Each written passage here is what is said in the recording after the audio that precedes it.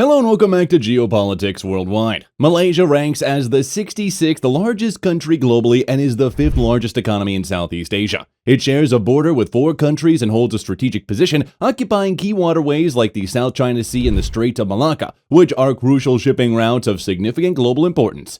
This prime geopolitical location has helped Malaysia become a rapidly expanding hub for trade and investment, attracting billions of dollars into certain regions. This economic concentration is evident in specific areas of the country, as shown on a map highlighting Malaysia's regional GDP distribution.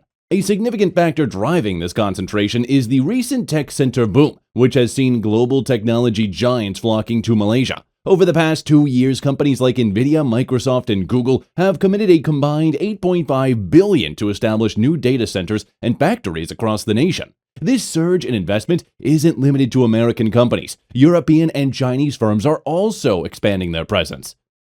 These developments align with the Malaysian government's broader strategy under the Digital Economy Blueprint, which aims to transform the country into the Silicon Valley of the East. This push comes as some companies seek to diversify and reduce reliance on Taiwan amid potential future conflicts. Malaysia's optimism was further highlighted in July 2024 when Prime Minister Anwar announced plans to raise over $100 billion to bolster the semiconductor chip industry, positioning the nation as a hub for design and production.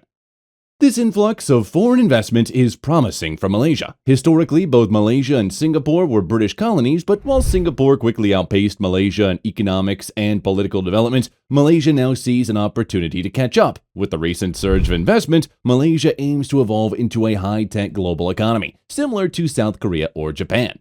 In recent years, Malaysia has recorded some of the highest growth rates, not only in Asia, but also globally, partly due to the pandemic recovery and rapid investment. Additionally, the country is also nurturing its domestic industries, positioning itself for continued rapid growth in the coming century.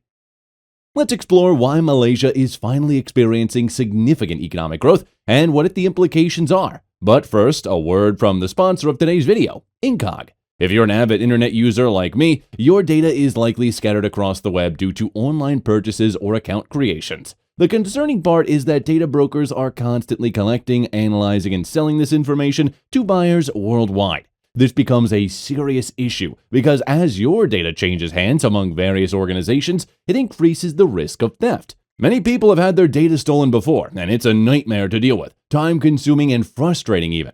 There are even websites where people can easily access your sensitive information, such as your address, phone numbers, employment details, and even information about your children just by entering your name.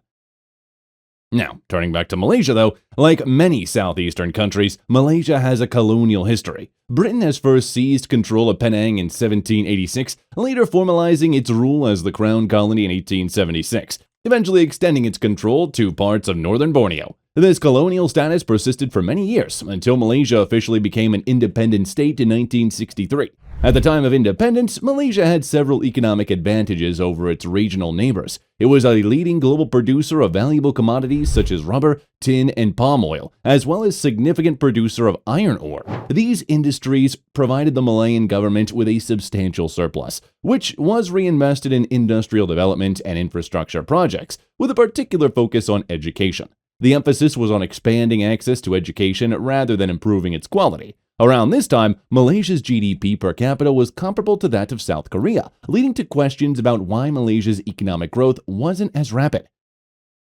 There are a few reasons for this, but a key factor was Malaysia's early post-independence economic strategy. Like some of its neighboring countries, Malaysia initially pursued policies of import substitution, which involved protecting non-competitive domestic industries rather than opening up to more international trade. While this approach safeguarded domestic jobs in the short term, it also limited the country's industrial growth.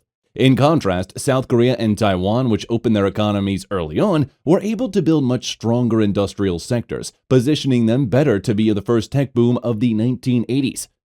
Malaysia's tech industry actually began its development in the 1970s, with the establishment of semiconductor plants in Penang and by attracting foreign investment. However, due to less targeted investments and lower R&D spending, its growth wasn't as rapid as in other Asian economies. By the 1980s, Malaysia sought to emulate Asian tiger economies by transitioning from a mining and agricultural-based economy to one focused on manufacturing and exports, which became the main driver for its consistent economic growth.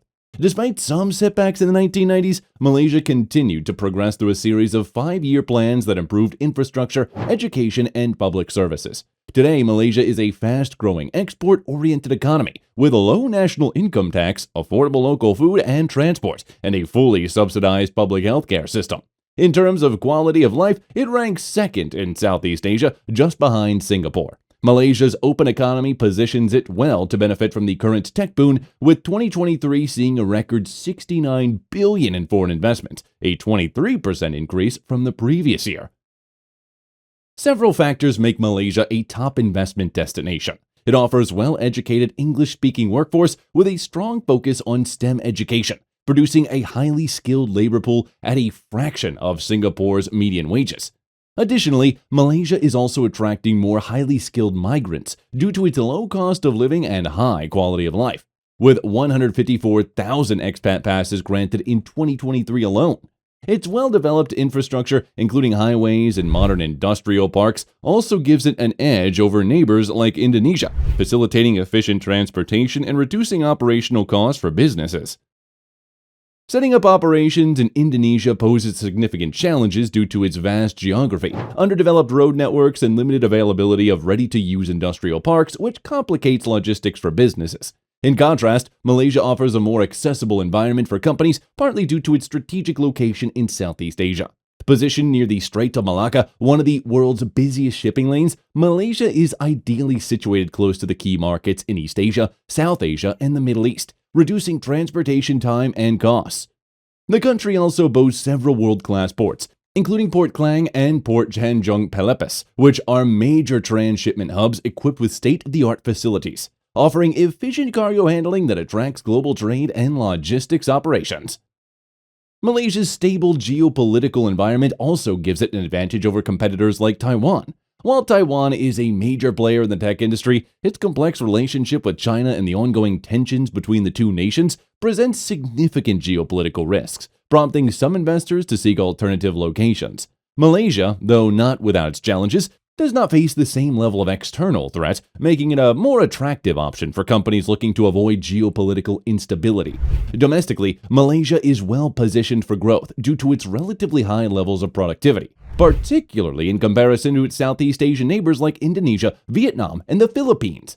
It is the third highest labor productivity levels in Asia, making it an appealing destination for companies seeking better returns on investment. However, Malaysia still lags behind industrial powerhouses like South Korea and Taiwan in terms of total factor productivity, or TFP, which measures the efficiency of inputs like labor.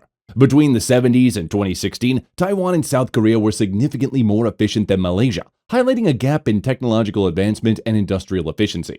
This gap contributes to Malaysia's struggle with the middle income trap, a situation where a country's growth slows after reaching a certain income level, making it difficult to transition to high-income economy. As wages rise, Malaysia loses its competitive edge in manufacturing but still struggles to compete with advanced high-tech companies. To escape this trap, Malaysia needs to invest more in research and development, enhance its education system, and strengthen institutions and governance to ensure effective implementation of growth policies. While Malaysia faces challenges like public debt and dependency on oil and gas revenues, recent steps in the right direction have already begun to yield positive results. Continued efforts in these areas could help Malaysia overcome the middle-income trap and sustain long-term growth. That was all from us today for this one. See you in the next one.